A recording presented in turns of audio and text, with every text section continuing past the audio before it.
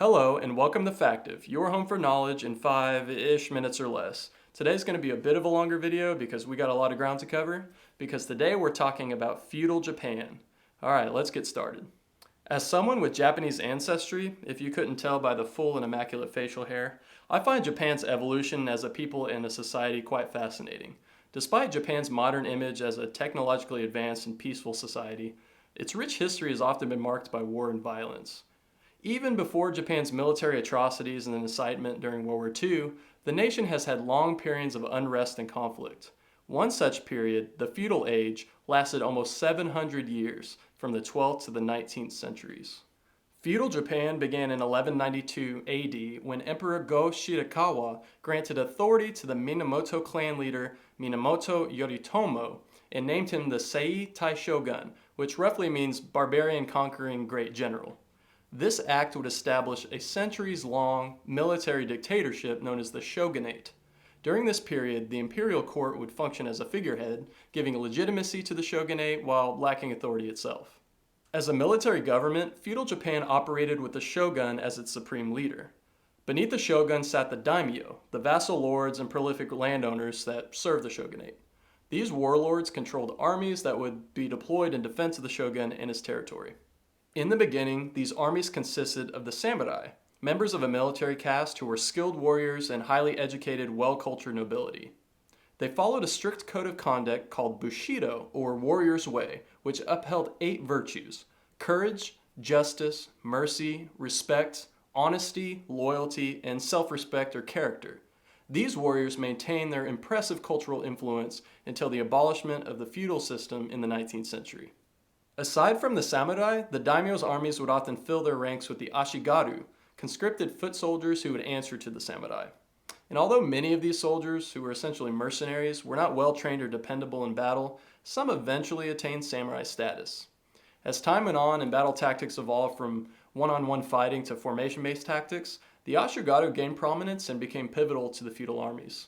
This is especially true when the Mongols invaded in the 12th century. Throughout this period, constant warfare led to the rise and fall of many great clans. Despite centuries of intense violence, the nation still managed to advance culturally, technologically, and artistically. Travel between domains required extensive infrastructure and fostered a centralized economy, where goods and services were exchanged for bill notes, much like our modern economy. As for art, Ukiyo-e, meaning pictures of the floating world, was popularized in Japan from the 17th through the 19th centuries. The art style emphasized worldly pleasures and scenery, and primarily focused on wealthy aristocrats. One famous example of this art style is a piece titled A Great Wave Off Kanagawa by artist Hokusai, which can be found on shirts and posters to this day.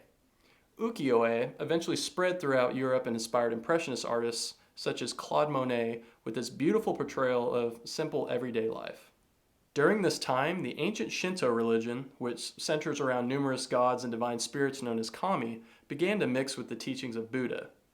Now, Buddhism arrived in Japan in the 5th and 6th centuries via relations with China and Korea.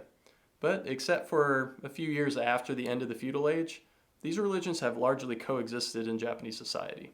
The samurai also blended these two religions as part of their belief system. Shinto provided the backbone of their loyalty to heritage and nation, while Buddhism provided the moral compass and intellectual framework they needed to fight and die with honor and integrity. Japan's feudal age occurred during a time of strict isolationism, and a visit from American Commodore Matthew Perry in 1853 hastened its end. Although not the first Western visitor to attempt to establish commercial and diplomatic relations with Japan, Commodore Perry's threat of force, along with his desire to flaunt Western superiority, persuaded the Tokugawa shogunate to sign the Treaty of Kanagawa. The treaty ended Japan's century-long isolationism and led to the Meiji Restoration, a political movement that restored governing powers to the emperor. Feudal Japan officially ended in 1871, with the remaining daimyo's domains being consolidated into prefectures and unified under a central government. The formation of the Empire of Japan and its formidable military prowess would eventually lead Japan to attempt imperial expansion, which, as we know now, did not turn out well. But despite its dark history, Japan's contribution to modern life cannot be understated. From cars to electronics, many advancements we take for granted can be attributed to the hard work and ingenuity the nation has fostered for centuries. We can only hope that they continue this modern trend amidst a declining population and shrinking economy. Only time will tell. Well, that is the end of today's video. For a deeper dive into this topic, please see the links in the description below. Also, leave a like and a comment about what factive topics you want me to cover next. Until next time, have a good one.